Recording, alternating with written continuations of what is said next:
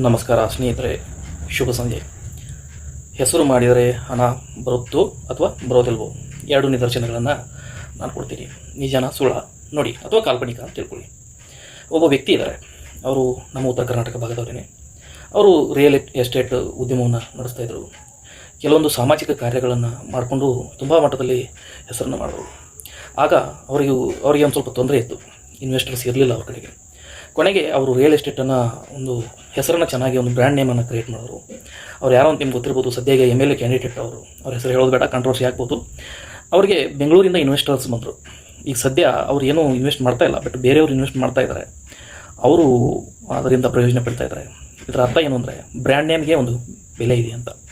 ಈ ಉದಾಹರಣೆಗೆ ಒಂದು ದೊಡ್ಡ ಕಂಪನಿ ಇರ್ತದೆ, ಒಳಗಡೆ ಇರ್ತಕ್ಕಂಥ ರಿಕ್ವೈರ್ಮೆಂಟ್ಸು ಆಮೇಲೆ ಕಾನ್ಫಿಗರೇಷನು ಸೇಮ್ ಇದ್ದರೂ ಕೂಡ ಒಂದು ಮೊಬೈಲ್ ಕಂಪ್ನಿ ತಗೊಳ್ಳಿ, ಬ್ರ್ಯಾಂಡ್ ನೇಮು ಸೇಲ್ ಆಗುತ್ತೆ ಅಲ್ಲಿ. ಯಾಕೆ ಯಾರು ಅಡ್ವರ್ಟೈಸ್ಮೆಂಟ್ಗಳನ್ನ ಮಾಡ್ತಾರೆ? ಕಾರಣ ಏನು? ಅಡ್ವರ್ಟೈಸ್ಮೆಂಟ್ಗಳನ್ನ ಮಾಡೋದ್ರಿಂದ ಜಾಸ್ತಿ ಜನರಿಗೆ ರೀಚ್ ಆಗ್ತದೆ. ಆಮೇಲೆ ಇನ್ನೊಂದು, ಒಬ್ಬ ಪ್ರಸಿದ್ಧ ಲೇಖಕರು, ಕಾಲ್ಪನಿಕ ಅಂತ ತಿಳ್ಕೊಳ್ಳಿ, ಕಾಲ್ಪನಿಕ ಪ್ರಸಿದ್ಧ ಲೇಖಕರು ಅವರು ತೀರೋಗಿದ್ದಾರೆ. ಈಗ ಅವರು ಬರೆದಿರ್ತಕ್ಕಂಥ ಪುಸ್ತಕಗಳು ಈಗಲೂ ಕೂಡ ಅವರಿಗೆ ಸರಿಸುಮಾರು ತಿಂಗಳಿಗೆ 6 ಲಕ್ಷದಷ್ಟು ರೆವಿನ್ಯೂ ಅಂದರೆ ರಾಯಲ್ಟಿ ಬರ್ತಾ ಇದೆಯಂತೆ ಕೇಳಿದ್ದೇನೆ. ಹೌದಾ?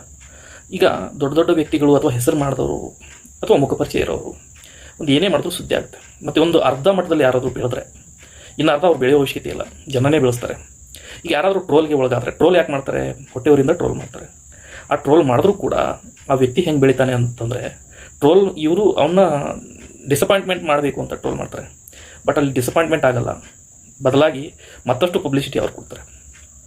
ಮತ್ತು ಇನ್ನೊಂದು, ಯಾರು ತೆಗೊಳ್ಳಿ, ಅದರಿಂದ ಬೆನಿಫಿಟ್ ಯಾರಿಗಿದೆ ಅಂತಂದರೆ, ಯಾರು ಈ ಸೋಷಿಯಲ್ ಮೀಡಿಯಾ ಆಗಲಿ ಅಥವಾ ಒಂದು ಪಬ್ಲಿಕ್ ಸಾಮಾಜಿಕ ಮತ್ತು ಜನಾನುರಾಗಿ ಕ್ಷೇತ್ರಗಳಿರ್ತವೆ, ಅಲ್ಲಿ ಮಾಡೋರು ಇದೊಂದು ಪ್ರಯೋಜನ ಇದ್ದೇ ಇದೆ. ಅಂದರೆ ಒಳ್ಳೆಯ ಕೆಲಸಗಳನ್ನ ಅಷ್ಟೇ ಕೇಳ್ಕೊಳ್ಳೋದು ನಾನು.